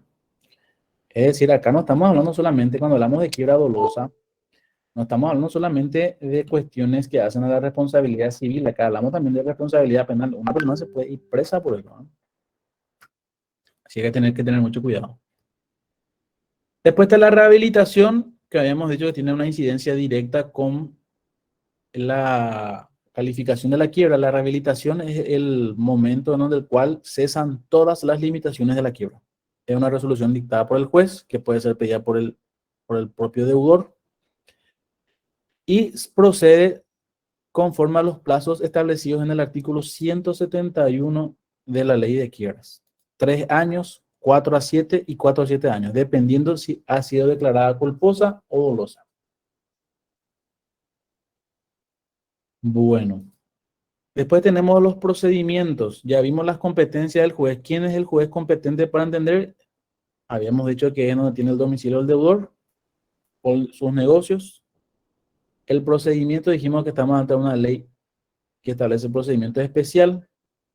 Las notificaciones, yo creo que esto tendríamos que necesariamente modificar en nuestra ley de quiebras, porque hoy creo que ustedes saben que hoy en día está vigente las notificaciones electrónicas. Es más, hay una ley que salió hace poquito, creo que no tiene todavía ni 6 meses. Imagino que todos ustedes conocen el artículo 133 del Código Procesal Civil. El artículo 133 del Código Procesal establece todas las resoluciones que tienen que ser notificadas por cédula en el domicilio del interesado. Esta nueva ley que les estoy comentando a ustedes es una ley que modificó ese artículo y que establece que todas esas resoluciones son notificadas en forma electrónica en la bandeja, en la bandeja electrónica de la parte en un juicio. Es decir, por eso seguramente van a ver con mayor detenimiento en procesal, ¿verdad? Hago nada más un comentario al margen para hacer notar de que estas disposiciones probablemente haya que modificarlas en forma expresa en la ley de quiebras. La competencia, las acciones que compete el juez de la quiebra, la intervención del fiscal, dijimos que es parte vital del proceso de quiebra y de convocatoria. El registro general de quiebras, que es lo que debe de inscribirse, se tiene que inscribir la convocatoria, la homologación del concordato, la declaración de quiebra, la impugnación del concordato. ¿Y por qué habíamos dicho nosotros que es importante el derecho registral? ¿Qué es lo que nos permite a nosotros conocer cuando una resolución de quiebra o de convocatoria está publicada en el registro público? Nos permite saber con quién estamos tratando. Imagínense ustedes que tienen que contratar para su empresa a una persona que se va a dedicar a administrar bienes. Y ustedes piden, hurgan en los registros públicos y toman conocimiento de que esa persona fue declarada en quiebra, que esa persona tiene una convocatoria pendiente, que esa persona, sus quiebras fue calificada de dolosa. Es decir, el registro público está para dar publicidad a los actos jurídicos que pueden ser que deben ser de conocimiento de la sociedad. El artículo 20, perdón, la lección 20 nos habla de los recursos. Esto va a ser objeto de preguntas en el examen. Tenemos 5 tipos de recursos: la reposición, la apelación, la nulidad y las quejas. Para que no se compliquen con los plazos, todos los recursos de la ley de quiebra establece que tiene que ser interpuesto en 3 días. Recordarán ustedes que le hice esta misma salvedad durante el semestre. Ahora, Todos los recursos en 3 días. Todos los recursos, las quejas, la reposición, la nulidad y la apelación.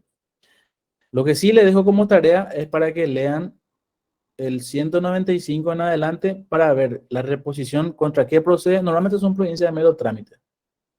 La apelación es contra las resoluciones dictadas en contravención a las normas, según el criterio del recurrente, la nulidad, el recurso de nulidad, cuando se violan las formas solemnes del proceso, y las quejas, precisamente está para quejarnos el retardo de justicia, cuando el juez demora mucho, y la apelación denegada es cuando el juez nos deniega la revisión de una resolución.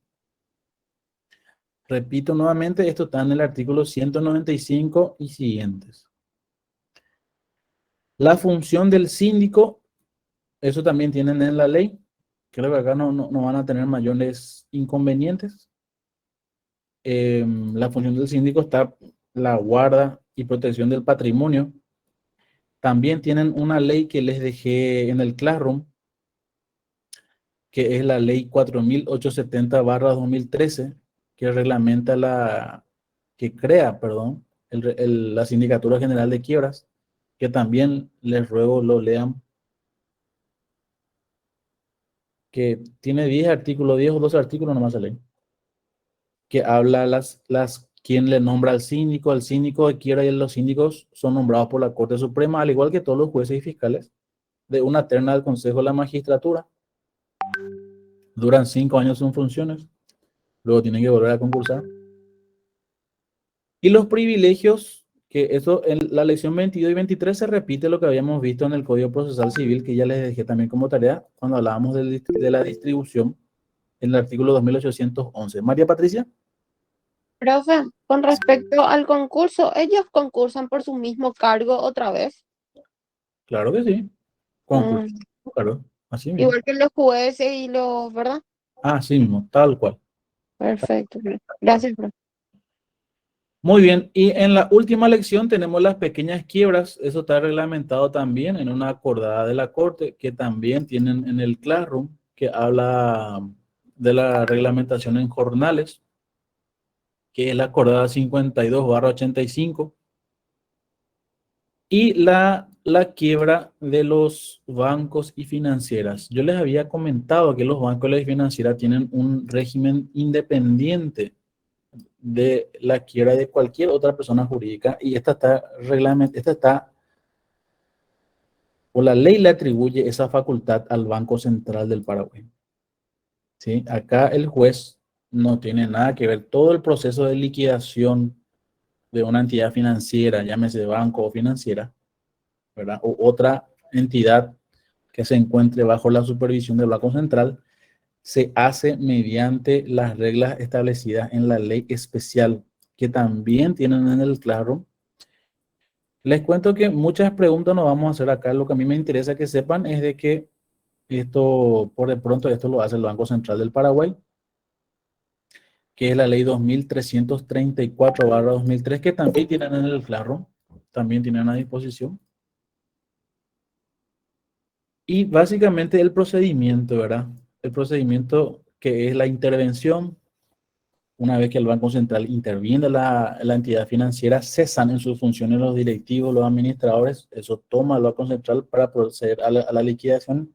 Una vez liquidado, pagado todos los ahorristas y culminado, luego se pasa eso al juez en lo civil y comercial. Catalina. Profe, sí, ¿incluye también a las cooperativas o solamente los bancos y Las cooperativas están bajo otro régimen.